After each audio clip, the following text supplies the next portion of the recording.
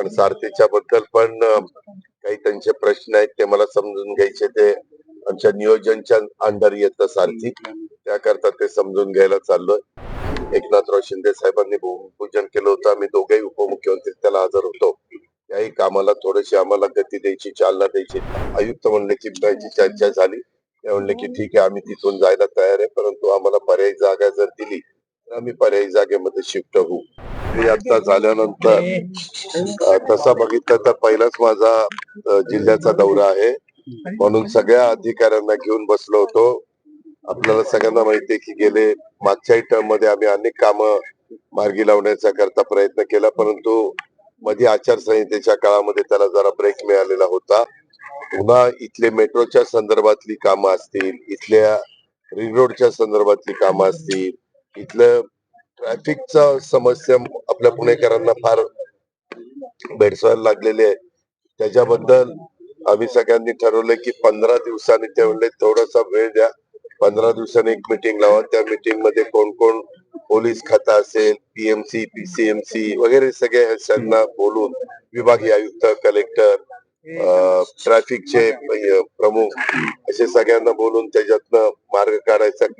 बरेचसे लोकप्रतिनिधी पण भेटायला आलेले होते, त्यांचे पण काही प्रश्न होते. अशा काहींचे पीएमआरडीसी होते, काहींचे पीएमसीचे होते, काहींचे पीसीएमसीचे होते, काहींचे विभागीय आयुक्तांची होते. कलेक्टरचा चार्ज सध्या, आज त्यांच्या मुलीचं रिसेप्शन आहे, काल का काहीतरी लग्न झालंय, त्याच्यावर सध्या संतोष चव्हाणांच्याकडे चार्ज आहे.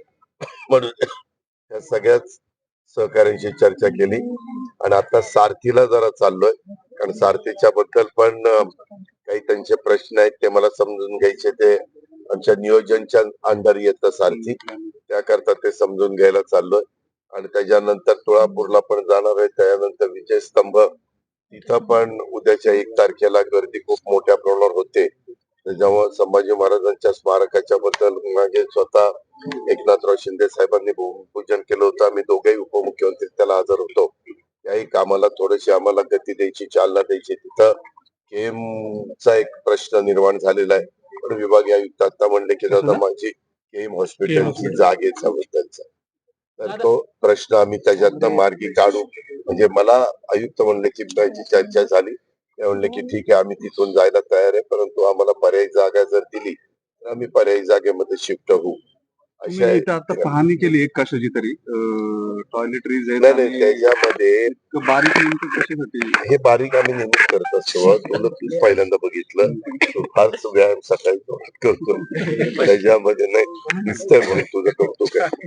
त्यामध्ये काय झालं, काल आम्ही बसणार होतो. 100 बेडचं हॉस्पिटल चाललेलं आहे. त्या हॉस्पिटलला कुठल्या टाईल्स त्याला योग्य पडतील पेशंटच्या दृष्टिकोनातनं, डॉक्टरांच्या दृष्टिकोनातनं, म्हणून तेही ठरवायचं होतं. इतर पण काही कामं चाललेली आहेत.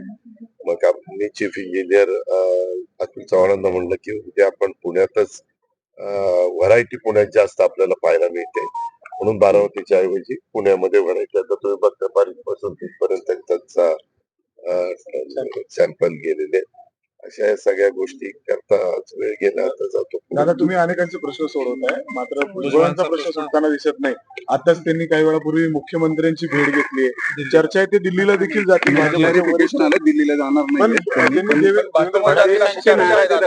आमचा तो पार्टी अंतर्गतला प्रश्न आहे. आम्ही आमच्या पद्धतीने